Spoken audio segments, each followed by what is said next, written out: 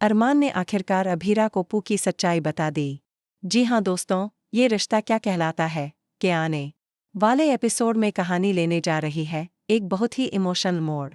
जब अभीरा को पता चलता है कि मायरा ही उसकी गुमशुदा बेटी पू है, तो उसके पैरों तले ज़मीन खिसक जाती है।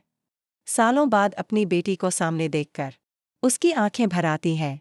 लेकिन इसी के साथ वो अरमान से बेहद नाराज़ भी होती है, क्योंकि उसने इतने बड़े सच को इतने सालों तक उससे छिपा कर रखा। फिर भी उस पल में अभीरा सिर्फ अपनी बेटी से मिलने की खुशी को जीना चाहती है। वह अरमान से कोई बहस नहीं करती, सिर्फ अपनी मायरा को देखती रहती है। इसके बाद अरमान और अभीरा माउंट आबू के लिए रवाना हो जाते हैं, जहां मायरा हाल ही में स्कूल की पिकनिक से लौटी होती। जैसे ही वह अपने पापा और गीतांजलि को देखती है, दौड़कर उनके गले लग जाती है। उसकी खुशी का कोई ठिकाना नहीं होता। लेकिन तभी उसकी नज़र अभीरा पर पड़ती है और वह मुस्कुराकर कहती है, प्रीति आंटी, आप यहाँ?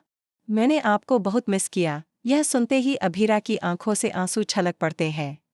वह मायरा को गले लगाकर धीमे से कहती है, मैंने भी तुम्हें हर दिन हर पल बहुत मिस किया है। मायरा थोड़ी उलझन में पड़ जाती लेकिन वह कुछ समझ नहीं पाती।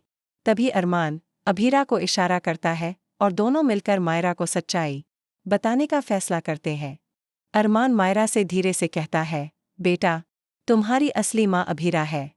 यह सुनकर मायरा चौंक जाती है। उसे यकीन नहीं होता कि जिसे वह अब तक प्रीति आंटी समझती थी, वही उसकी सगी माँ है।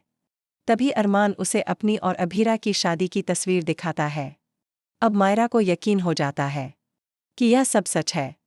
वह रोते हुए कहती है, अगर ये सच है तो मेरी माँ कौन है? गीतांजलि माँ ने तो हमेशा मुझे प्यार दिया है।